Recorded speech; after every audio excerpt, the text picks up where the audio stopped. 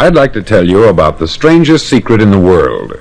Not long ago, Albert Schweitzer, the great doctor and Nobel Prize winner, was being interviewed in London, and a reporter asked him, "Doctor, what's wrong with men today?" The great doctor was silent a moment, and then he said, "Men simply don't think." And it's about this that I want to talk with you. We live today in a golden age. This is an era that man has looked forward, dreamed of, and worked toward for thousands of years. But since it's here, we pretty well take it for granted. We in America are particularly fortunate to live in the richest land that ever existed on the face of the earth, a land of abundant opportunity for everyone. But do you know what happens? Let's take 100 men who start even at the age of 25. Do you have any idea what will happen to those men by the time they're 65? These 100 men who all start even at the age of 25 believe they're going to be successful. If you asked any one of these men if he wanted to be a success, he'd tell you that he did. And you'd notice that he was eager toward life, that there was a certain sparkle to his eye, an erectness to his carriage, and life seemed like a pretty interesting adventure to him. But by the time they're 65, 1 will be rich, 4 will be financially independent, 5 will still be working, 54 will be broke. Now think a moment. Out of the 100, only 5 make the grade. Why do so many fail? What has happened to the sparkle that was there when they were 25? What's become of the dreams, the hopes, the plans? And why is there such a large disparity between what these men intended to do and what they actually accomplished? When we say about 5% achieve success, we have to define success. And here's the definition. Success is the progressive realization of a worthy ideal. If a man is working toward a predetermined goal and knows where he's going, that man is a success. If he's not doing that, he's a failure. Success is the progressive realization of a worthy ideal. Rollo May, the distinguished psychiatrist, wrote a wonderful book called Man's Search for Himself. And in this book he says, the opposite of courage in our society is not cowardice, it is conformity. And there you have the trouble today. It's conformity. People acting like everyone else, without knowing why, without knowing where they're going. Now think of it.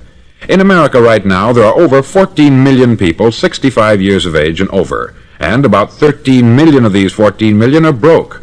They're dependent on someone else for life's necessities.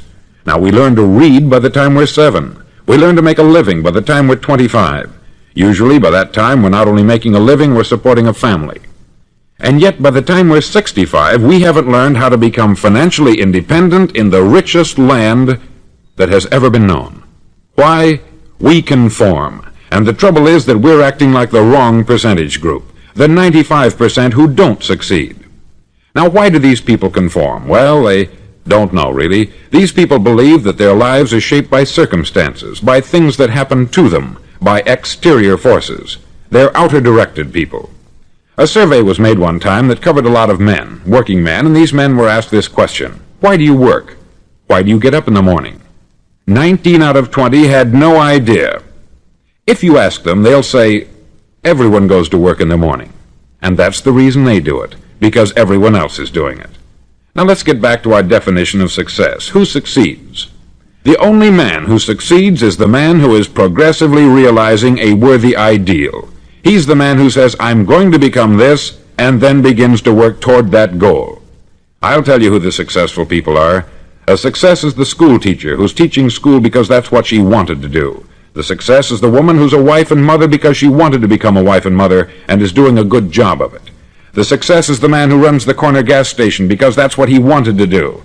The success is the successful salesman who wants to become a top-notch salesman and grow and build with his organization. A success is anyone who is doing deliberately a predetermined job because that's what he decided to do deliberately. But only 1 out of 20 does that. That's why today there isn't really any competition, unless we make it for ourselves. Instead of competing, all we have to do is create. Now, for 20 years, I looked for the key which would determine what would happen to a human being. Was there a key I wanted to know which would make the future a promise that we could foretell to a large extent? Was there a key that would guarantee a person's becoming successful if he only knew about it and knew how to use it? Well, there is such a key, and I've found it. Have you ever wondered why so many men work so hard and honestly without ever achieving anything in particular, and others don't seem to work hard and yet seem to get everything? They have the magic touch. You've heard them say that about someone. Everything he touches turns to gold. And have you ever noticed that a man who becomes successful tends to continue to become successful, and on the other hand, have you noticed how a man who is a failure tends to continue to fail? It's because of goals. Some of us have them, some don't. People with goals succeed because they know where they're going. Now think of a ship leaving a harbor, and think of it with the complete voyage mapped out and planned. The captain and crew know exactly where it's going and how long it will take. It has a definite goal. 9,999 times out of 10,000 it will get to where it started out to get.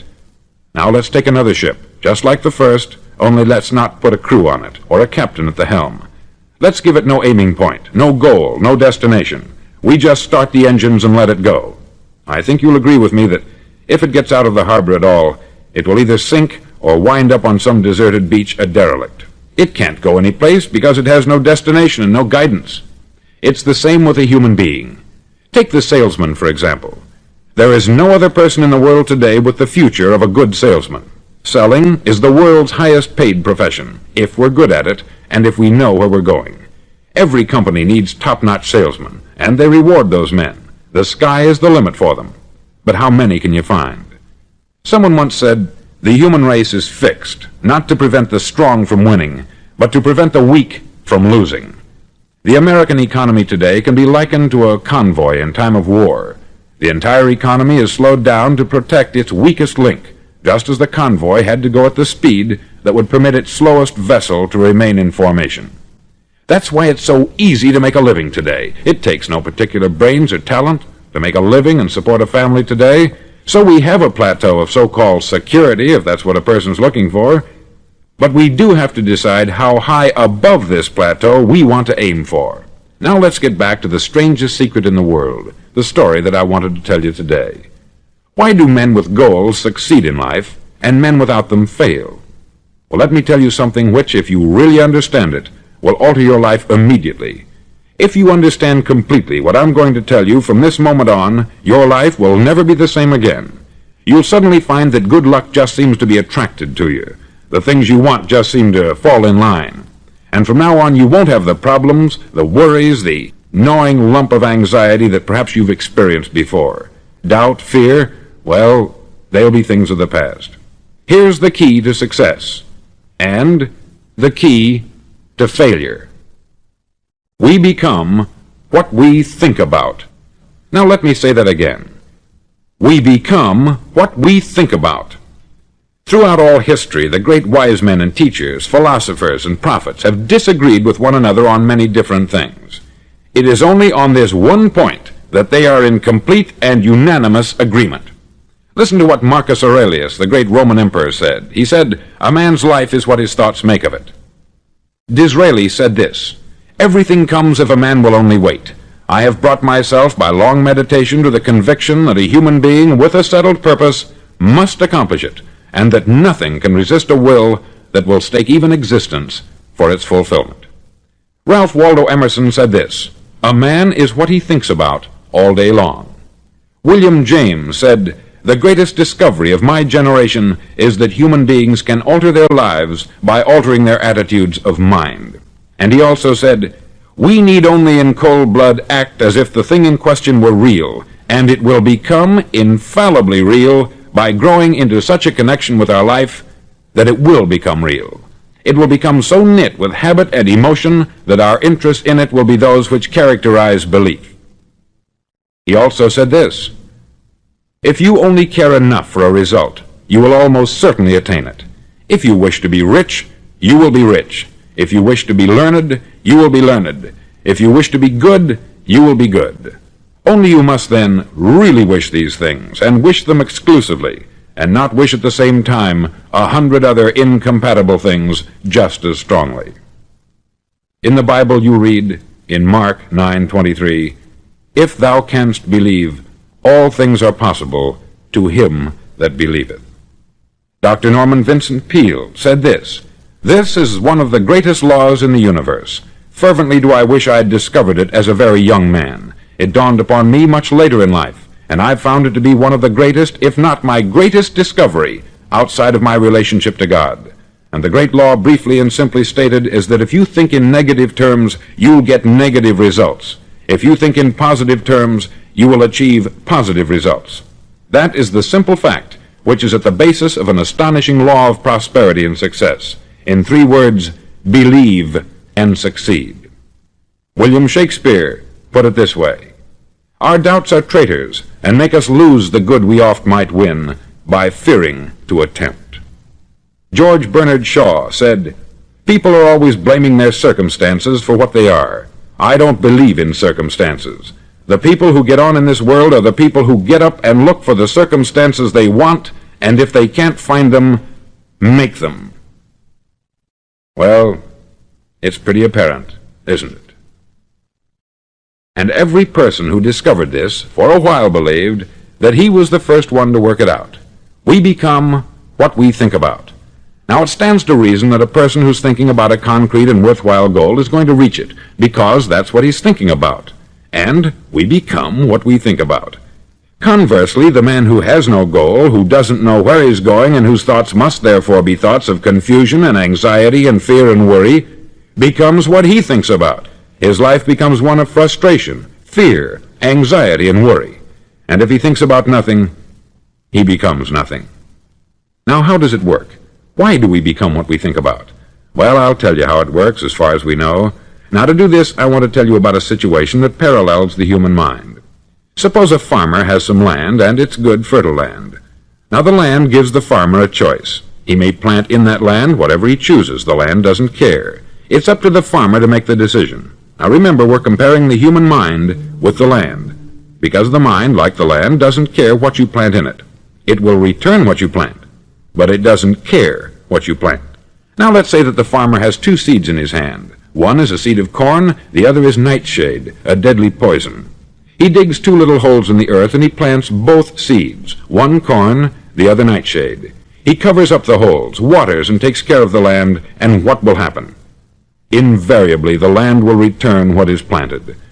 As it's written in the Bible, "As ye sow, so shall ye reap." Remember, the land doesn't care. It will return poison in just as wonderful abundance as it will corn.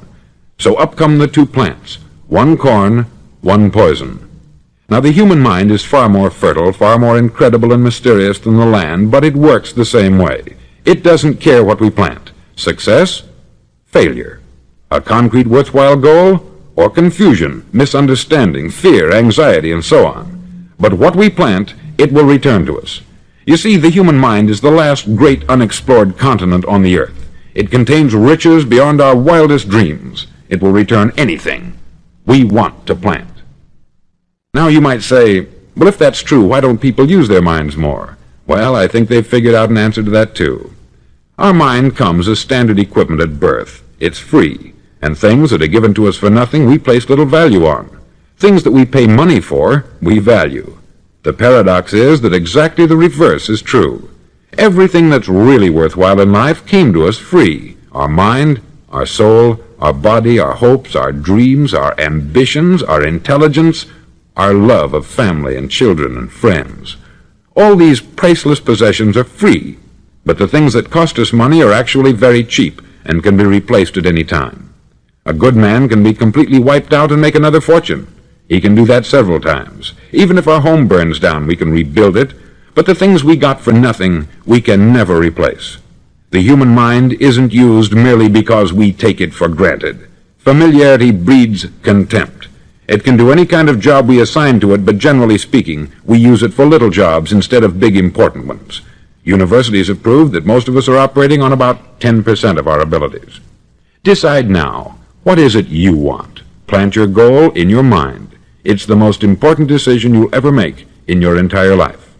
Do you want to be an outstanding salesman, a better worker at your particular job? Do you want to go places in your company, in your community? All you've got to do is plant that seed in your mind. Care for it. Work steadily toward your goal, and it will become a reality. It not only will, there's no way that it cannot. You see, that is a law, like the laws of Sir Isaac Newton, the laws of gravity. If you get on top of a building and jump off, you'll always go down. You'll never go up. And it's the same with all the other laws of nature. They always work. They're inflexible. Think about your goal in a relaxed, positive way. Picture yourself in your mind's eye as having already achieved this goal. See yourself doing the things you will be doing when you've reached your goal. Ours has been called the phenobarbital age, the age of ulcers and nervous breakdowns. At a time when medical research has raised us to a new plateau of good health and longevity, far too many of us worry ourselves into an early grave trying to cope with things in our own little personal ways, without learning a few great laws that will take care of everything for us. These things we bring on ourselves through our habitual way of thinking. Every one of us is the sum total of his own thoughts. He is where he is because that is exactly where he really wants to be, whether he'll admit that or not. Each of us must live off the fruit of his thoughts in the future, because what you think today and tomorrow, next month and next year, will mold your life and determine your future. You're guided by your mind. I remember one time I was driving through Arizona and I saw one of those giant earth-moving machines roaring along the road at about 35 miles an hour with what looked like 20 tons of dirt in it, a tremendous, incredible machine, and there was a little man perched way up on top with the wheel in his hands guiding it. And as I drove along, I was struck by the similarity of that machine to the human mind. Just suppose you're sitting at the controls of such a vast source of energy. Are you going to sit back and fold your arms and let it run itself into a ditch? Or are you going to keep both hands firmly on the wheel and control and direct this power to a specific, worthwhile purpose? It's up to you. You're in the driver's seat. You see, the very law that gives us success is a two-edged sword. We must control our thinking. The same rule that can lead a man to a life of success, wealth, happiness, and all the things he's ever dreamed of for himself and his family, that very same law can lead him into the gutter. It's all in how he uses it, for good or for bad. This is the strangest secret in the world. Now, why do I say it's strange, and why do I call it a secret? Actually, it isn't a secret at all. It was first promulgated by some of the earliest wise men, and it appears again and again throughout the Bible. But very few people have learned it, understand it. That's why it's strange, and why, for some equally strange reason, it virtually remains a secret. I believe that you could go out and walk down the main street of your town and ask one man after another what the secret of success is, and you probably wouldn't run into one man in a month who could tell you. Now, this information is enormously valuable to us, if we really understand it and apply it. It's valuable to us not only for our own lives, but the lives of those around us, our family, employees, associates, and friends. Life should be an exciting adventure. It should never be a bore. A man should live fully, be alive. He should be glad to get out of bed in the morning. He should be doing a job he likes to do because he does it well. One time I heard Grove Patterson make a speech, the editor-in-chief of the Toledo Daily Blade, and as he concluded his speech, he said something that I've never forgotten. He said something like this: "My years in the newspaper business have convinced me of several things, among them that people are basically good, and that we came from someplace, and we're going someplace. So we should make our time here an exciting adventure. The architect of the universe didn't build a stairway leading nowhere. And the greatest teacher of all, the carpenter from the plains of Galilee, gave us the secret time and time again.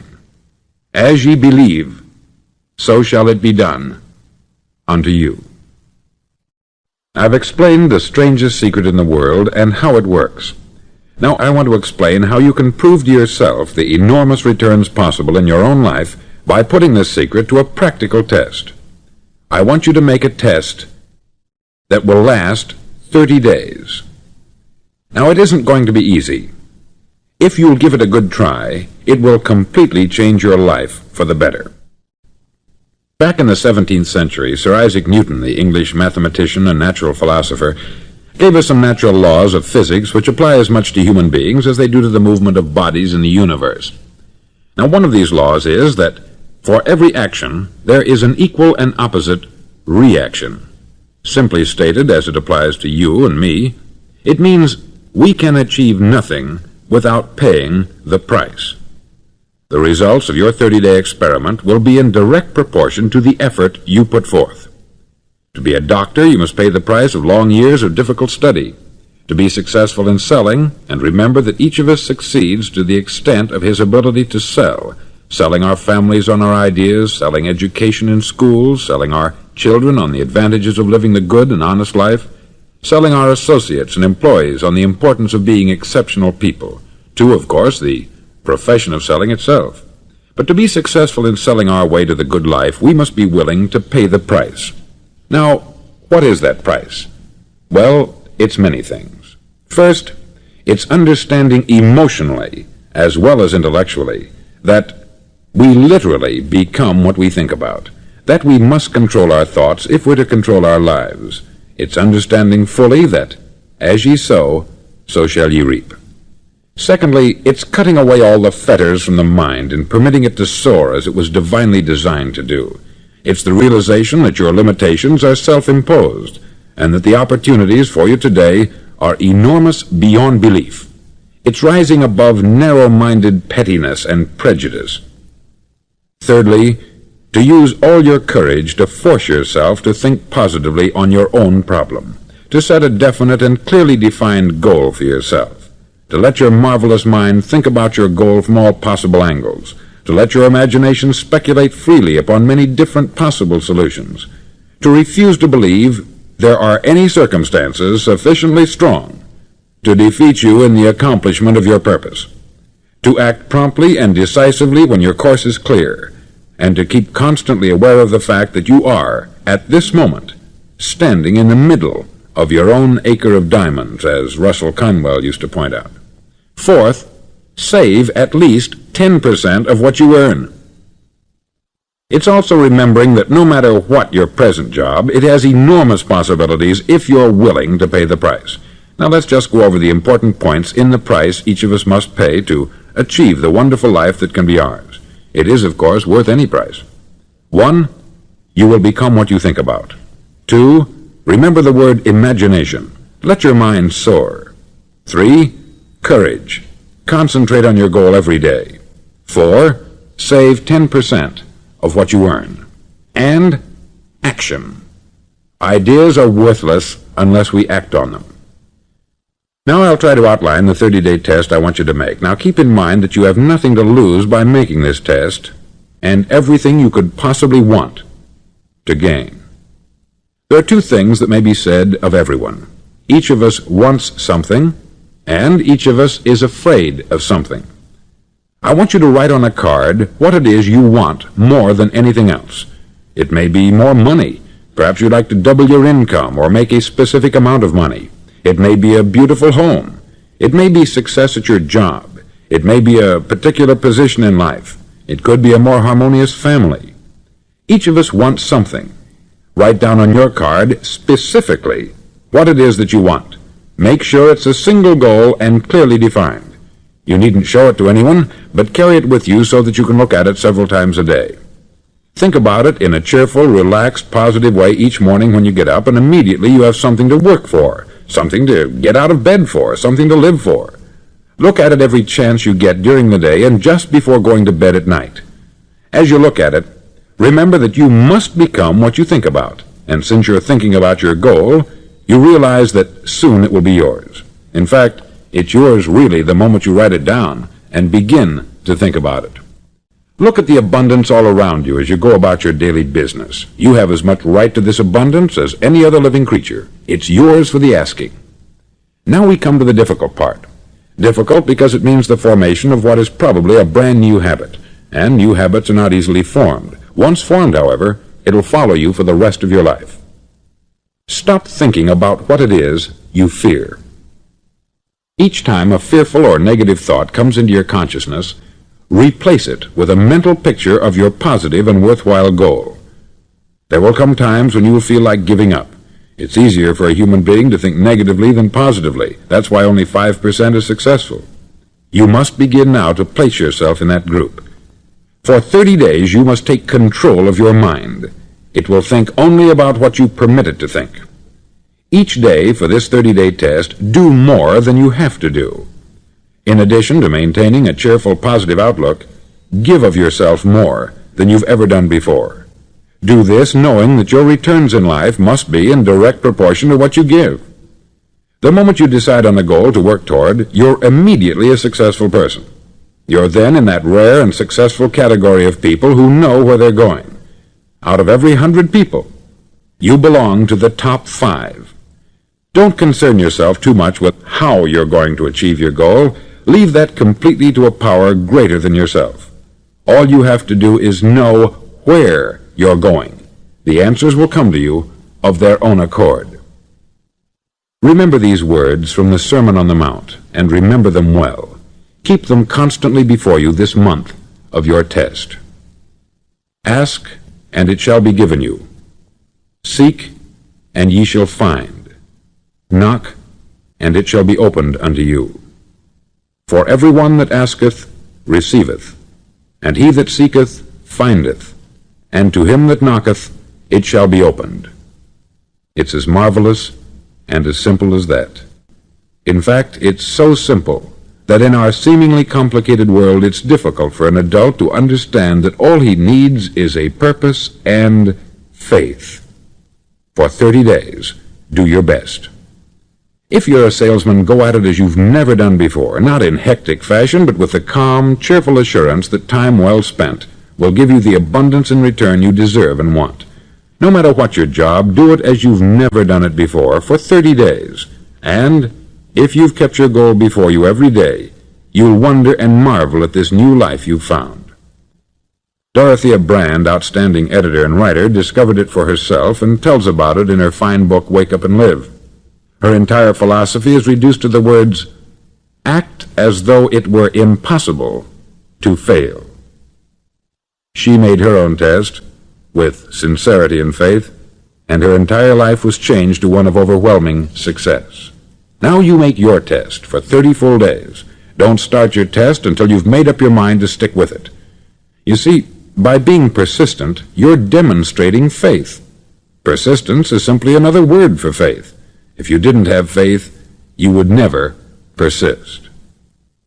If you should fail during your first 30 days, by that I mean suddenly find yourself overwhelmed by negative thoughts, you've got to start over again from that point and go 30 more days. Gradually your new habit will form until you find yourself one of that wonderful minority to whom virtually nothing is impossible. Don't forget the card. It's vitally important as you begin this new way of living. On one side of the card, write your goal, whatever it may be. On the other side, write the words we've quoted from the Sermon on the Mount. Ask, and it shall be given you. Seek, and ye shall find. Knock, and it shall be opened unto you. Nothing great was ever accomplished without inspiration. See that during these crucial first 30 days, your own inspiration is kept at a peak. Above all, don't worry. Worry brings fear, and fear is crippling.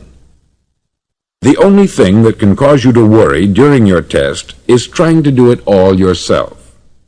Know that all you have to do is hold your goal before you.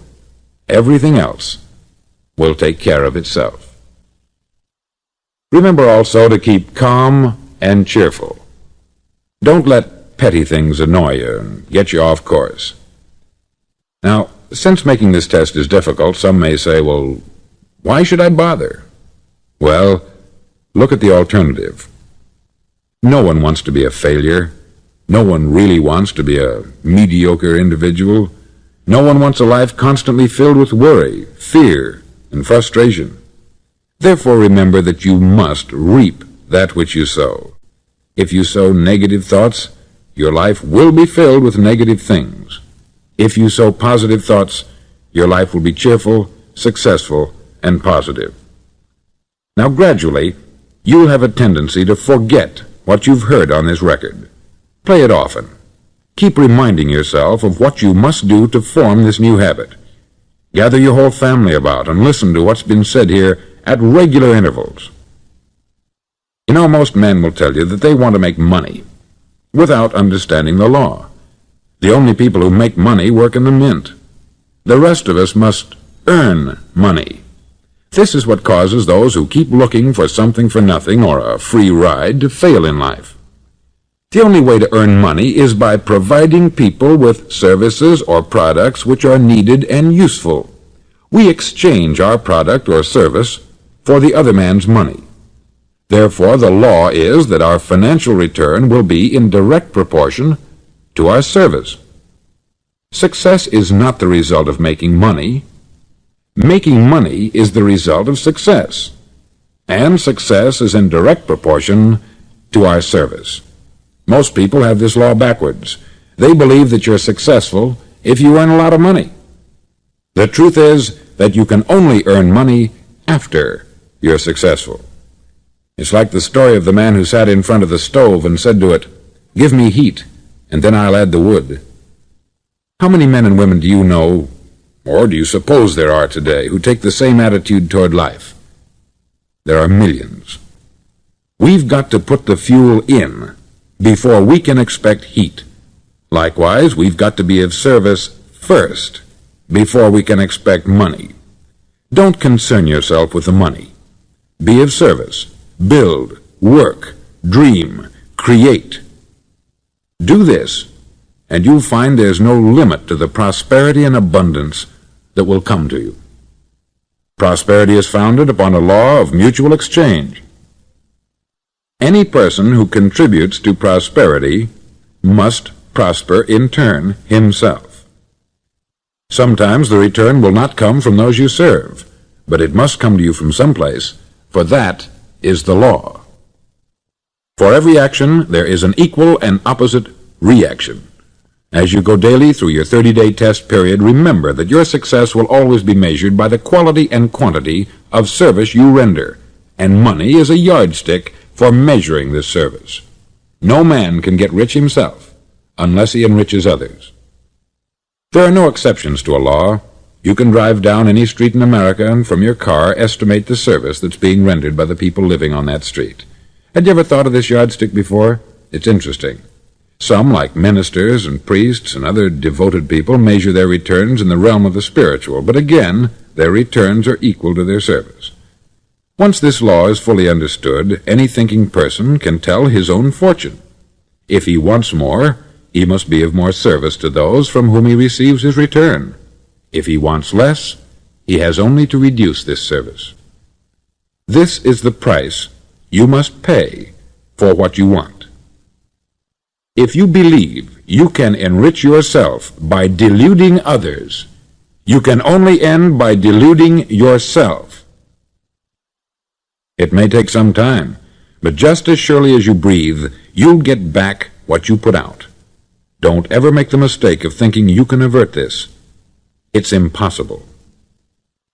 The prisons and the streets where the lonely walk are filled with people who tried to make new laws just for themselves. We may avoid the laws of man, but there are greater laws that cannot be broken. An outstanding medical doctor recently pointed out 6 steps that will help you realize success. 1. Set yourself a definite goal. 2. Quit running yourself down. 3.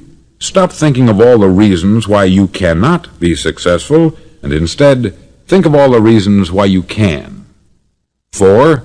Trace your attitudes back through your childhood and try to discover where you first got the idea you couldn't be a success, if that's the way you've been thinking. 5. Change the image you have of yourself by writing out a description of the person you would like to be. And 6. Act the part of the successful person you have decided to become.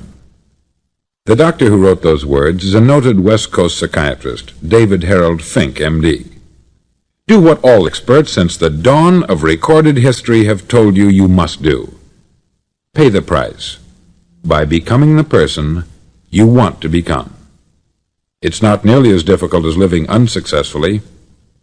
Make your 30-day test. Then repeat it. Then repeat it again. Each time it will become more a part of you until you'll wonder how you could ever have lived any other way. Live this new way, and the floodgates of abundance will open and pour over you more riches than you may have dreamed existed. Money? Yes, lots of it. But what's more important, you'll have peace. You'll be in that wonderful minority who lead calm, cheerful, successful lives. Start today. You have nothing to lose, but you have a life to win.